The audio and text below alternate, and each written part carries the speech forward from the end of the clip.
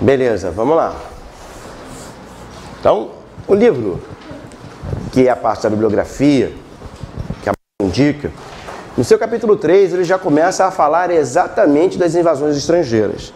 Isso cria uma dificuldade para a gente. Por que cria uma dificuldade? Porque a gente tem que falar da invasão estrangeira sem saber por que os, entre aspas, estrangeiros estão invadindo o Brasil, quem são esses estrangeiros, como é que isso funciona. Então, vou dar uma pincelada nessa discussão, beleza? E aí, introduzir nessa parte da aula o artigo que faz parte da bibliografia sobre a vida do Jerônimo de Albuquerque, né, que é tido como o primeiro brasileiro a ser um comandante de uma frota de guerra, né? Tido por quê? Porque se você perguntasse para o Jerônimo de Albuquerque, ele não está vivo para ninguém perguntar para ele, provavelmente ele ia dizer que ele era português. Mas ele nasceu no Brasil. Como depois da independência, o conceito de nacionalidade que nós construímos carrega a ideia de que quem nasce no Brasil é o quê? Brasileiro. Isso é só um conceito que a gente aceita amplamente, mas é só um conceito, né? Nenhum de vocês, se a gente estivesse na Rússia assistindo a Copa do Mundo, eu brinquei com vocês na aula passada, seu filho nascesse lá, ninguém ia dizer que ele era russo, né? Porque ele não é filho de russo, mas só para pegar esse conceito. Então, nesse conceito, utilizando, Jerônimo de Albuquerque, de fato, é o primeiro brasileiro a comandar uma frota, beleza? Isso é o tema da nossa aula, basicamente. E o Jerônimo de Albuquerque atua especificamente em uma das invasões, das 4 que nós temos que falar, no processo da União Ibérica, que é citado também na bibliografia. Então, essa aula é uma aula meio pesada, envolve muita guerra, muito conflito, muito tiro. A aula envolve o poder naval, certo? Então, essa é a questão e a gente tem que só tentar introduzir algumas questões aqui antes mesmo da gente avançar, beleza? Então, essa aula envolve a França Antártica, que se não tivesse esse prédio aqui na frente, dava para ver basicamente o local onde ela foi montada, aqui pertinho da gente, né? A perspectiva da criação de uma união entre Portugal e Espanha, a União Ibérica, que atrai vários inimigos de Portugal, aí a França Equinocial, onde Jerônimo de Albuquerque vai atuar, certo? A primeira e a segunda invasão holandesa. No meio da segunda invasão holandesa vai ter a insurreição pernambucana, beleza? E um pouquinho dos corsários franceses, isso aqui nem está muito na apostila, mas é uma invasão importante, né? A do Clerc no finalzinho. Tranquilo? Então são esses os pontos aí que a gente vai falar, beleza? Começar com a França Antártica. E antes de começar com a França Antártica, o que está acontecendo no Brasil? Posso pagar meu OP, né? É uma revisão da aula passada, isso aqui. A revisão foi para o espaço agora.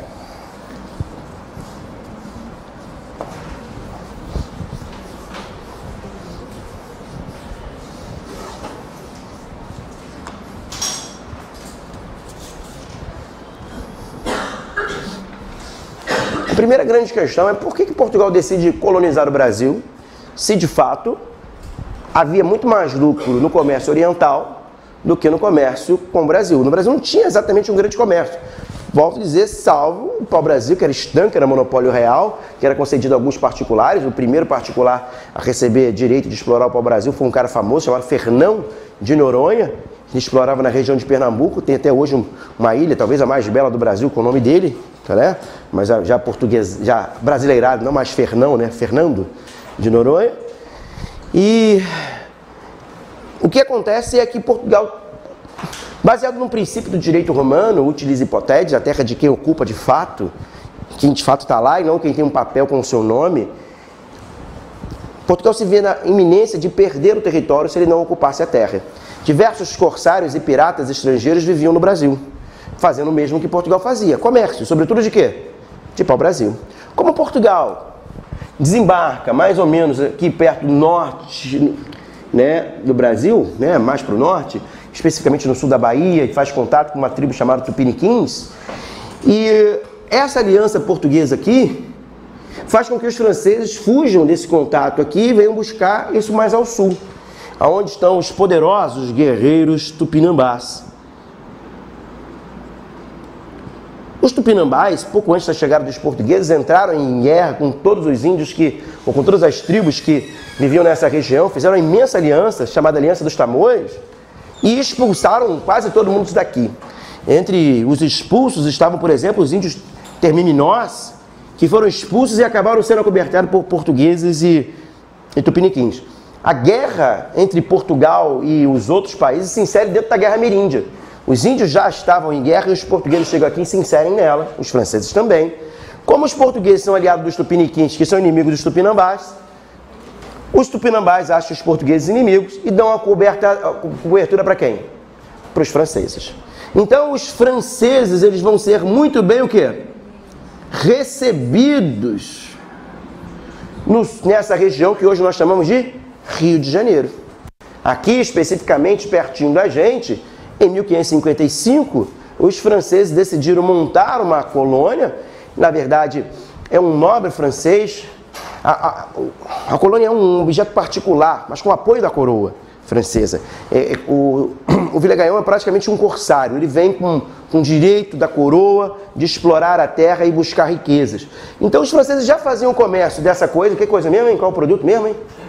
Para o Brasil, que é importante para quem mesmo, hein? Tecido, cuja França é o maior produto têxtil da Europa. E a França procura a região mais ao sul, porque mais ao norte, Portugal está bem estabelecido em contato com as tribos mais poderosas. E agora eles buscam esses contatos mais ao sul. É esse o contexto em que Portugal e França se inserem nessa coisa que vai gerar essa guerra que a gente está tentando contar. Mais um pouquinho ainda da história antes da gente avançar para isso. Para Portugal se estabelecer aqui, ele tem um problema. Eu tenho que atrair pessoas portugueses para cá que queiram viver no Brasil. Você quereria vir para o Brasil? Por volta de 1550, aquela literatura da terra idílica, com o tipo do Pero Vaz de Caminha, começa a ser substituída por uma literatura cada vez mais dura em relação às terras. Né? O Pero Vaz de Caminha chega a escrever que é uma terra onde se planta quase tudo nascerá, vai ter frutos e etc. Até hoje a gente acredita isso no Brasil, né? Vai começar a ser substituída por terras onde tem furacões não, tempestades, índios canibais, cobras que de tão peçonhenta morde e a pessoa morre em questões distantes, certo? Não dá para plantar nada porque vem tempestades e acaba com tudo. Então a coisa começa a mudar claramente. Então eu tenho que atrair as pessoas para cá. Como é que eu consigo nesse sentido? Portugal decide então montar um sistema econômico baseado num tipo de produção, as chamadas plantations, que produziriam bens para vender na Europa, especiarias. E a mais importante, a que vai dar certo de fato, é o quê? Açúcar. Começava aqui a história da colonização portuguesa com a utilização desse sistema. Isso faria com que portugueses viessem, buscassem enriquecer, para depois fazer o quê? Voltar para Portugal. É o que os portugueses imaginavam. Ninguém não. Quase nenhum deles conseguiu voltar. Mas o sonho sempre foi o quê? Vir, enriquecer e depois o quê? Voltar para Portugal. Se vocês virem nas cidades iniciais, vai Porto Seguro, aqui mesmo no Rio um pouco menos, que foi tudo destruído e foi refeito. Você vai ver que as casas todas eram pequenas. Você já viu a expressão feito nas coxas? Feito nas coxas não tem tom nenhum pornográfico, deixa de antemão. As telhas eram feitas nas coxas das escravas, então era mal feita, porque uma escrava tinha um colchão, outra tinha uma coxinha. E aí ficava uma coisa meio desalinhada. E as casas do período colonial eram literalmente feitas nas coxas. Mesmo pessoas ricas tinham casas pequenas, porque nunca quiseram ficar no Brasil. Eles imaginavam que enriquecer o quê? Voltar. Só para ampliar e voltar para a França Antártica. Esse sistema plantation foi montado para uma longa exploração da terra, baseando em 4 pilares. Primeiro, o latifúndio. Uma grande quantidade de terra na mão de um único dono, que é o cara mais poderoso, o senhor de engenho. Ele e a sua família são os verdadeiros donos do Brasil na prática. Muita terra na mão de pouco. Eu quero produção em larga escala. Eu preciso de pouco ou muita mão de obra? Muita mão de obra. Não tem português suficiente. Qual vai ser a solução? Solução o quê? Escravidão. A escravidão inicialmente do indígena. Todo indígena não. O indígena que é inimigo. Portugal não é louco tentar escravizar o índio que é aliado. Se tentar, vai perder a guerra. Eles buscam ali escravizar os índios inimigos. Como os índios morrem em grande quantidade, isso é um fato, uma coisa que a gente não consegue explicar hoje ainda, mas é um fato que as doenças trazidas pelos europeus fazem um estrago muito maior nos indígenas do que as doenças dos indígenas nos europeus. E isso Tem uma explicação técnica para isso, não vamos aprofundar não, mas tem. Mas ela ainda é dolorosa de aceitar, mas tem. Beleza? A escravidão que, a partir de 1550, começa a ser substituída por mão de obra escrava negra. E começa a chegar aos negreiros em grande quantidade a partir de 1550, 1560. Latifúndio, escravidão, mas o quê? Monocultura. Um único produto, em geral, vendido para exportar, majoritariamente açúcar, embora não só tem plantation de açúcar, algodão, tabaco, tudo é feito em sistema plantation, mas o açúcar é o mais importante. E a produção toda é voltada para exportação. Não é para alimentar o mercado interno. Característica de quase todos os países que tiveram passado colonial desse, o Brasil também é assim. O Brasil consegue ser o maior produtor do mundo de açúcar, de café, de soja, de carne bovina, terceiro de suínas, o segundo de aves. E qual desses produtos é barato no Brasil? Porque boa parte da produção continua sendo feita para fazer o quê? Para abastecer o mercado externo e não interno. Beleza? Então, essas características aqui vão ajudar a gente a entender outras coisas. Primeiramente, esses sistemas são montados majoritariamente no Nordeste, vão aos poucos chegando para o Sul. No Nordeste, dois locais chamam a atenção, dois estados, né? Que chamavam-se capitanias, Bahia e Pernambuco. São os dois mais importantes. Beleza? No Sul tem São Vicente, aqui mais à ponta. O Rio de Janeiro é um buraco no meio do mapa, que não é tão importante assim para Portugal. Vai se tornar importante, porque quem vai se estabelecer aqui? E aí eu tenho que expulsar os franceses. A colonização começa então para expulsar esses caras, e eles montam todo esse sistema. Agora a gente pode voltar para o livro e voltar para a nossa bibliografia mais especificamente. Tranquilo?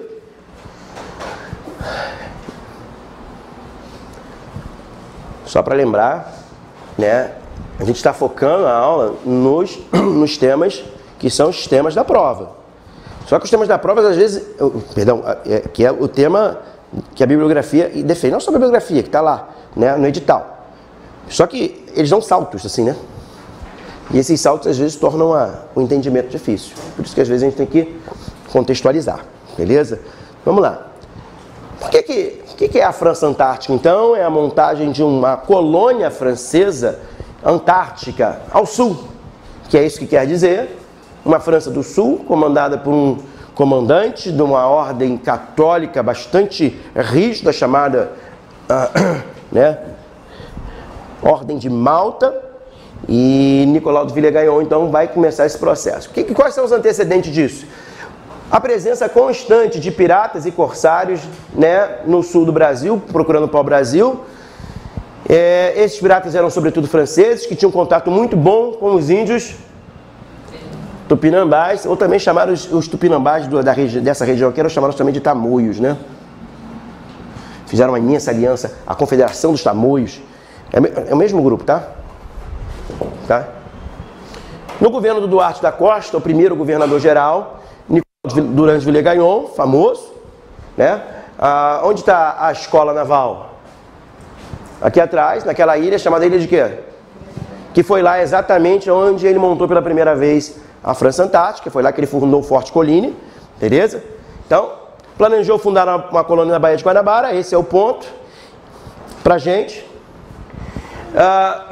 A frota francesa, então, encosta na Baía de Guanabara em 1555. Essa região da Bahia aqui é uma região de manguezal, é uma região que dá para camuflar bem, né? E Villegagnon, então, funda na ilha que os indígenas chamavam de Sergipe, construiu um forte em homenagem ao seu comandante, antigo comandante, né? Nesse momento Colline já estava morto, é um comandante também da Ordem, né, de Malta, beleza? No continente já, perto ali do Outreiro da Glória, que durante muito tempo foi a parte mais bela da cidade, porque antes dos arranha-céus, né? Porque você tinha a visão privilegiada do Morro da Glória, da Baía de Guanabara inteira, e agora não dá pra ver nada de lá, né? Dá pra ver só prédio, né? Mas era uma visão privilegiada, e ali ele monta, então, molaria, algumas plantações, e uma povoação que ele vai chamar de Henriville, em homenagem ao Henrique, rei da França, beleza? E começa aqui a história da França Antártica, nessa região que nós estamos falando. Se não tivesse esses prédios aqui, dá para ver daqui onde a gente está falando. É atrás do aeroporto Santos Dumont, beleza? Tranquilo, só para a gente visualizar aqui. Villagagnon encontra muitas dificuldades para implementar a colônia, porque ele é um cavaleiro da Ordem de Malta, como eu disse, uma ordem rígida, uma ordem cheia de guerreiros. Você não faz colônia só com guerreiro, certo? Para fazer uma colônia, você tem que ter gente para... Tem que ter enfermeiro, tem que ter médico, tem que ter gente para cortar o cabelo, tem que ter gente para fazer comida. Guerreiro, o que sabe fazer? Guerra. Nada é sacanagem, ó, não faz isso não, porque isso... Não, guerreiro faz guerra. Bom, faz outras coisas também, a gente tem que aprender a se virar, como qualquer militar a gente aprende a se virar, não é fato? Ou não? Vocês conhecem militares? Não? São casadas com? Conhece alguém? Não? Ninguém? Né? O primeiro princípio básico é ser milico, você vai aprender a se virar. Não dá para dizer que, não sei. Não sei? Se vira. Dá teu jeito, é a lógica mais básica de ser milico, né? Mas o guerreiro sabe guerrear, e o Villagagnon tinha imensas dificuldades, não tinha mulheres. A ordem, volto a dizer, a ordem de Malta é bem rígida. O cara que era cavaleiro mesmo na ordem de Malta, ele era celibatário, ele fazia um juramento de não conhecer mulheres, coisas assim, coisas meio loucas, né? A meu ver. Mas é muito complicado. O Villagagnon, então, em meio a essa tensão, ele vai tentar achar uma solução. Precisa trazer colonos para cá. Ele conversa com um cara que era amigo dele da faculdade, mas que era de um campo oposto, um cara chamado João Calvino. Vocês já ouviram falar de Calvino? E Calvino, do calvinismo, e é com ele que ele pede que venham colonos para cá. Os colonos são protestantes, ele é de uma ordem católica e vem para cá os protestantes. Bom, agora eles têm um montão de gente para fazer a colônia, só que aí começa a briga. No século XVI, é o século XVI e XVII, né? Das grandes guerras religiosas, o couro come por qualquer coisa. E sobre o valor do que equivale a hóstia, é corpo de Cristo, não é corpo de Cristo, transubstanciação, eles saem no tapa, quase que se matam e, bom, os colonos vão embora. A França Antártica já está em plena decadência, né, do ponto de vista organizacional, quando então começa a reação portuguesa na tentativa de combater a França Antártica com o segundo governador-geral, o Mendes Sá, cujo sobrinho Estácio de Sá é famoso demais para nós cariocas. Quem é carioca aí? Só o carioca conhece Estácio de Sá, né? Ele fundou a cidade em 1565, no dia 1º de março. Bom, que é sobrinho do Mendes Sá. Bom, a Confederação dos Tamoios, esses índios aqui, os índios tamoios se reuniram numa aliança poderosa, né? Essa Confederação dos Tamoios, cujo objetivo era, né, expulsar os outros índios daqui inicialmente. Num segundo momento, essa confederação foi moldada para combater os portugueses, porque os portugueses eram aliados dos inimigos dos tamoios. É uma questão lógica de guerra. Inimigo do meu inimigo é meu aliado. Então, quanto aliado do meu inimigo, é meu inimigo também, certo? Simples ou não? O cara é aliado do meu inimigo, o que eu faço? Chuto a canela dele, é óbvio. Eu vou deixar ele ficar forte para ele me acertar? Não, não posso permitir. Então, os portugueses se aliaram aos tupiniquins e aos termiminós. Termiminós foram expulsos da ilha de Paranapuã, que a gente chama de Ilha do Governador. Vocês conhecem, não? Nunca nenhum governador governou de lá, mas a ilha é do governador, né? Dos Correios de Sá. Termiminó vai ter um cara famosíssimo, um índio famosíssimo, que é o que volta com os portugueses e dá combate à França Antártica. O nome dele é Araribóia. Aí esse cara foi dado às terras da Banda da Lenha, ou seja, do outro lado da Baía de Guanabara, onde hoje a gente chama vulgarmente de Niterói. Beleza? Se você pegar a barca e atravessar para o outro lado, tem uma estátua desse cara na barca lá, chamado Araribóia, que é o cara que é dessa tensão aqui. Bom, deixa o Araribóia quieto aqui, a gente não vai falar muito dele não está no nosso foco. Bom, a rivalidade dos tupinambás com os portugueses se devia à aliança dos portugueses com quem? Com os inimigos de quem? Tupinambá é uma lógica de guerra. Inimigo do meu, aliado do meu inimigo é meu inimigo também. E por isso os tamoios decidem fazer uma imensa confederação, repetir a confederação para expulsar também e não permitir que os portugueses aqui chegassem. Aí, esses tamoios decidem dar abrigo e apoiar a posição dos franceses, certo? Então, a boa relação dos tupinambás com os franceses era visível por meio do comércio. Faziam comércio com os franceses de forma ampla, majoritariamente o comércio trazia os produtos europeus, né, que fazem muita diferença. Faca, por exemplo, os índios não dominam, pelo menos na região do Brasil, não na América inteira, a metalurgia. Seus instrumentos de corte são majoritariamente feitos com pedra afiada. O que você acha? Esses instrumentos de metal valem muito ou valem pouco? Muito, né? Vale muito para os índios. E o que os europeus querem aqui? Madeira. Por que eu quero dizer isso? Para vocês não caírem no mesmismo, a apostila de vocês às vezes cai nesse mesmismo, não, a apostila não, né, o livro, de querer colocar aquela velha tradição que eu acho tosca, de que os índios eram tolos, que davam produtos de alto valor por produtos baratos. Valor alto e baixo depende da perspectiva. E para o índio que não dominava a metalurgia, um machado de aço, uma espada ou mesmo uma faca tem um valor grande pra caramba. Os índios olham para os portugueses e para os franceses como se eles fossem os tolos. Vocês vêm de tão longe para buscar madeira. Não tem madeira lá onde vocês vêm, não. Não tem bobo nessa história. Nem os índios eram bobos, nem os franceses, nem os portugueses. Só se faz comércio, como a gente viu na aula passada, por quê? Porque é bom para todo mundo. Né? Então é nessa condição que os portugueses, que os índios trocam com os franceses diversos produtos e entregam a eles o riquíssimo à época para o Brasil, que o rei de Portugal já tinha dito que era monopólio dele e que ninguém podia explorar. O que resta ao rei de Portugal então? Reagir aos franceses. Certo? Esse é o contexto. Então, o segundo governador-geral já vem quase com a missão de expulsar os franceses. Era a grande missão dele, foi o que ficou mais tempo. Todo governador-geral deveria ficar 4 anos, ele vai ficar bem mais que 4. E o Mendes Sá vai fazer essa expedição, né? E vai atacar o Forte Colina em 1560 e vai explodir o forte. Aparentemente, vitória portuguesa, mas só aparentemente. Destrua o forte. Os franceses vão embora? Não. Se espalham pela região do Rio de Janeiro porque eles têm a cobertura de quem? Dos tamoios. E aí fica evidente que era impossível expulsar os franceses se não te fizesse o quê? Estabelecesse aqui uma colônia portuguesa, pessoas portuguesas que aqui vivessem e que não permitissem que os franceses aqui se instalassem. É essa a decisão que leva aí, o Mendes Sá consegue convencer o rei a mandar uma nova expedição para fazer o quê? Fundar no Rio de Janeiro o quê? Uma cidade com portugueses para viver aqui, certo? E para comandar essa frota que viria com a missão de criar uma cidade, ele escolhe um dos seus sobrinhos, o Estácio de Sá. Ele vem com a frota não é tão grande assim, ele passa na Bahia, pega um pouquinho de gente, passa no Espírito Santo, pega mais um monte. Dentre os que eles pegam estão quem? Os caras estão loucos para se vingar dos tupinambás que tinham sido expulsos daqui. Os temiminóis, né? Os tupiniquins ajudam, os temiminóis que foram expulsos. E esses caras vêm então e atacam os franceses. No dia 1º de março de 1565, então, o Estácio de Sá porta ali entre o Morro Cara de Cão e o Morro do Pão de Açúcar. Vocês conhecem a Praia Vermelha? Na região que nós chamamos de Urca. É na Urca? Todo mundo conhece? Bairro nobre do Rio de Janeiro, da elite militar, sobretudo. Majoritariamente o pessoal do Exército vive lá, não é assim? Ali está a Escola Superior de Guerra, ali está a primeira Academia Militar do Exército, que agora está na Manta, lá em Resende, mas ali que formava os cadetes do Exército. Ali tem um monumento aos mortos no Levante de 35, o Levante Comunista de 35, tem toda uma visão do Exército. Ali na Urca também tem toda uma estrutura montada ali, né? Um forte. Vocês devem conhecer o Forte São João, está ali por trás. O Forte São João junto com o Forte Santa Cruz, que é do outro lado da Bahia, em Niterói, em Jurujuba. Fala o grego ou fala o português?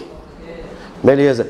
Eles cruzam os canhões e evitam a entrada na Baía de Guanabara, e isso é por isso que eles são importantes. Bom, mas é uma longa tradição desse local, beleza? Na história dessa seria maravilhoso se a gente pudesse fazer o quê? Ir lá, né? Aí ficava perfeito, ninguém nunca mais esquece, né? Porque foi lá, viu num loco. Mas tá bom, não dá tempo, nem temos meios para fazê-la. Mas só para deixar claro que então, naquela região, mais especificamente, que vai chegar ali o Estácio de Sá, beleza? Bom, o que eu estava dizendo era isso, né? O Mendes Sá destrói o forte dos franceses, mas isso não acaba com os franceses. Expulsos da Bahia, eles se espalham, né? Expulsam da ilha, né? Eles se espalham pelas outras regiões, sobretudo na ilha de Paranapuã, onde agora quem está lá? Os tupinambás que expulsaram os temiminóis. Então, esse é o contexto. O Mendes Sá conclui que era necessário o quê? Portugueses aqui, vivendo aqui para concluir a vitória. E num dia, eles vêm então em 1563, Quando chega em 1565, em março, ele funda a cidade. Olha que coisa interessante. Poucas são as cidades do mundo que não comemoram o seu aniversário na data de fundação, ou na da data de fundação. O Rio de Janeiro não tem. Em 1º de março a gente não faz nada, né? Alguém lembra, foi aniversário do Rio, tá? Mas a data aqui é outra. A data é 20 de janeiro, que é quando de fato no Outreiro da Glória eles vão ter o último grande combate com os Tupinambás. E dia de 20 de janeiro é dia de quê? Isso, São Sebastião, que o nome da cidade inclusive é São Sebastião, que é o padroeiro do rei, que é o Dom Sebastião, tá? O São Sebastião, aquele santo romano, né? E soldado romano. E ele é padroeiro do rei. Por isso que a cidade fundada no Rio de Janeiro, eu já contei para vocês também na aula passada, que naquela expedição exploradora, quando entra-se na Baía de Guanabara, se acha que é um rio, e dá o nome de quê? Era em janeiro e dá o nome de Rio de Janeiro. Então, quando funda a cidade com o nome de São Sebastião do Rio de Janeiro. E é nesse contexto, então, no dia 1º de março, aí que o Estácio de Sá funda a cidade, né? Entre o Cara de Cão e o Morro do Pão de Açúcar. Todo mundo já foi lá. Quem é carioca e não foi no Pão de Açúcar, pode esquecer, pode rasgar o crachá. Não é carioca. Não é. Quem nunca foi no Pão de Açúcar, quem nunca foi no Cristo Redentor, no Maracanã, e não foi lá no Forte de Copacabana para comer na Confeitaria Colombo, não é carioca. Não é. Tem que ir. Nesses tem que ir. Beleza? No Maracanã, não gosta de futebol, pode ir no Maracanã no dia que é a sua visitação. Vai, mas tem que ir. Se você não foi no estádio do Maracanã, também não é. Né? Então, para ser carioca, tem que ir nesses 4 pontos no mínimo. Tem que também andar na praia de Copacabana. A praia mais famosa do mundo, ou uma das mais famosas do mundo, tem que andar naquele calçadão da praia de Copacabana, ainda que você não goste de mar. Aproveita que tá friozinho, vai lá e anda na praia. Não vai ter ninguém. No calor é mais difícil de andar, admito, né? Não tem espaço físico para andar na praia. Beleza, então, é nesse contexto aí que se funda a cidade do Rio de Janeiro, beleza? Não acabou não, porque agora vai ter mais briga. Os grandes combates que se fazem entre franceses, né, contra os franceses e os tupinambás envolvem índios em canoas, conflito no mar, na Bahia. O bagulho é bem tenso, certo? Os temiminóis, os tupiniquins ao lado dos portugueses e os tupinambás ao lado dos franceses. A guerra vai continuar durante muito tempo, a gente vai parar com ela por aqui. Porque depois que termina a guerra na Baía de Guanabara, eles vão lutar contra os tupiniquins contra os tamoios durante muito tempo. E os tamoios vão fugindo cada vez mais ao sul do estado. Eles vão parar num local que vocês devem conhecer. Vão montar um forte lá, vai chamar Praia do Forte, em Cabo Frio. Por isso Cabo Frio é uma das primeiras cidades da história do Brasil. É muito antiga, é uma cidade do século XVI, né? Que é fundada exatamente para combater também quem? Os tamoios. Mas aí está fora da nossa bibliografia, a gente não vai muito além. Mas só para montar como essa história é longa desse conflito com esses índios aqui. A batalha final entre portugueses e... Batalha do controle de Guanabara. Entre portugueses e os tupinambás acontece no dia 20 de janeiro. Os portugueses pareciam estar em minoria. O Estácio de Sá vem em socorro e ataca a ilha, onde hoje chamamos de Governador, ilha de Paranapuã. O Mendes de Sá ataca lá. O Estácio de Sá, junto com o Araribóia, ataca o Outreiro da Glória. E no Outreiro da Glória, o Estácio de Sá toma uma flechada, vai morrer ali, né? Não morre ali, ele morre dias depois, mas aquela flechada é final. Ele vence, mas não leva, para mostrar que os índios de bobo não tinham nada. Eram guerreiros também. Mas o fato é que isso dá a vitória nesse dia, e todo dia 20 de janeiro, desde então, não desde então, mas todo dia 20 de janeiro é feriado no Rio de Janeiro, por causa desse efeito aqui, né? Derrotados na Guanabara, 10 anos depois de iniciarem a sua França Antártica, os franceses tentaram se estabelecer em Cabo Frio, deram-se combate eles lá também, foram vencidos e a coisa continua. Então, a França Antártica, a primeira grande vitória portuguesa, a primeira grande invasão estrangeira, das 4 grandes invasões que nós temos que falar, já foi a primeira. Então, França Antártica. Alguns conceitos máximos para vocês lembrarem sempre disso aqui. Qual o contexto da invasão da França Antártica? Comércio de quê? Pau-Brasil. França Antártica é onde? Onde hoje? No Rio de Janeiro. É fácil lembrar, a gente está aqui, né? Mas, numa prova comparando França Antártica com França Equinocial, que é lá em cima, no Maranhão, né? Então, dá diferença. Que mais? A França Antártica. Deixa eu colocar isso aqui. Então, comércio. A França Antártica aconteceu no Rio de Janeiro, né? Aham. Você tinha falado que a colônia francesa ao sul. Isso, porque esse termo Antártica quer dizer exatamente isso. Uma França o quê? Ao sul. Uma nova França. Entendeu? O ao sul é uma... Onde que é a Antártica? O continente Antártica. É o continente mais o quê? Ao sul. A Espanha não entra aí, não. Já já a Espanha vai aparecer aqui pra gente. Entendeu? Por isso que por parte. Interessante saber essa parte dos índios, porque até assim, na história da minha família, a minha bisavó paterna, ela também é dessa tribo indígena da região dos lagos. Saquarema. Aí eu queria um pouco dessa história. Deve ter Ela é Goitacá ou ela é... não sei, meu pai que corta, onde procura saber, ela pode ser Goitacá também, né? Goitacá é diferente, também era inimigo dos Tamoios. Os Tamoios eram mais poderosos, né? Assim, pelo menos nessa região de Bahia aqui. Né? Pouco antes da chegada dos portugueses, eles quase expulsou todo mundo daqui e se tornaram totalmente hegemônicos. Eram os mais conhecidos e mais odiados também. Violentos, tensos. Os índios tinham uma coisa que assustava muito. Eles praticavam um ritual chamado de antropofagia. Já ouviram falar ou não? Não? É um ritual místico, religioso então, por assim dizer, em que eles comiam carne humana. E isso era associado ao canibalismo, então dava uma atenção muito grande com os europeus. Embora isso em si não era canibalismo. Por quê? Porque o canibal come carne por prazer. Aquilo é um ritual religioso, eles absorvem a energia do guerreiro. Bom, de qualquer forma era tenso demais, imagina, né? Isso gerava muita tensão, justificava quase qualquer ação contra os índios. Eles tinham lá gente para botar na moqueia e tal, moqueia, churrasco gaúcho, já viram? Né? Na grelha, assim? Mas com pessoas, né? Com seres humanos, entende? Então, antropofagia. E depois, no movimento modernista, já no século XX, Mário de Andrade vai dizer que o movimento dele é um movimento antropofágico. Né? E ele vai parafrasear Shakespeare, ele vai brincar, em vez de to be or not to be, that's the question, ele vai dizer to be or not to be, that's the question. Ou seja, ele tenta recontar a história do Brasil sem o olhar português, ou pelo menos dizendo que os portugueses são só mais um. O Brasil é muito mais do que Portugal. O Brasil é Brasil, tem o índio, tem o negro, tem todo mundo. Isso é o Brasil. Acho que o olhar vai ser diferente, mas então, não, deixa quieto aqui, vamos lá. Então, comércio de pau-brasil, na região do Rio de Janeiro, tem um nome que chama atenção aqui, é o Nicolau de Villers-Gaillon, né, que é cavaleiro da Ordem de Malta.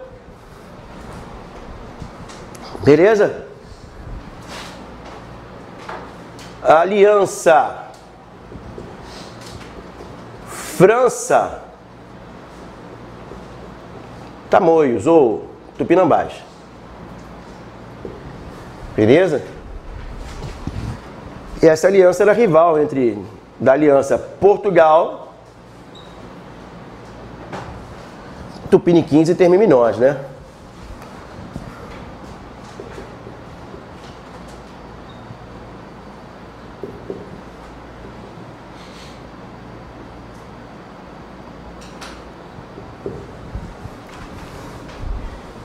Beleza? Bastou um resumão aqui dessa tensão.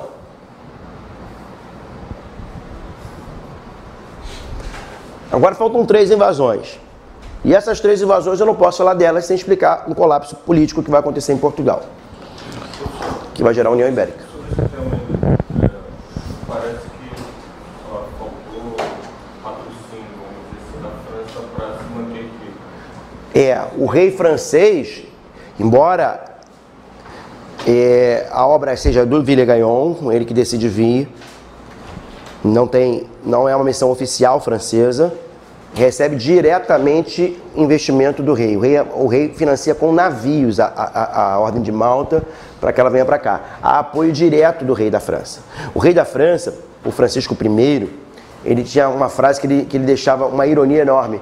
Ele falava assim: me diga onde está escrito no testamento de Adão que as terras a serem descobertas pertencem a Portugal e Espanha. Não tinha um tratado de Tordesilhas que a gente viu na hora passada, que dividiu as terras entre quem? Portugal e Espanha, referendado pela igreja. E aí o cara ironiza a igreja, me diz onde está o testamento de Adão. Por que testamento de Adão? Porque segundo o conceito da igreja, Deus deu a terra para quem? Adão. E o Adão é pai de todos os homens. Se o Adão não escreveu no testamento dele que pertence a Portugal e Espanha, então pertence a quem chega lá primeiro. Na visão dos franceses, a terra pertence a quem? Aos tamoios. Tem uma aliança com os tamoios que permitem eles estar aqui. Por que Portugal está dizendo que eles não podem? Eles ignoram os portugueses. E na visão de Portugal? A gente aprendeu isso na aula passada. A terra é deles ou não é deles? Ué, quem está certo? Isso não explica a história. O que explica a história é que é claramente um conflito de quê? De interesse. Se isso não puder ser resolvido na diplomacia, acontece o que aconteceu aqui agora. O quê? Guerra, tiro. Beleza? Mas está correto. A França Antártica é uma obra particular com o apoio do rei da França. Ele é financiado pelo rei da França. Não entendi.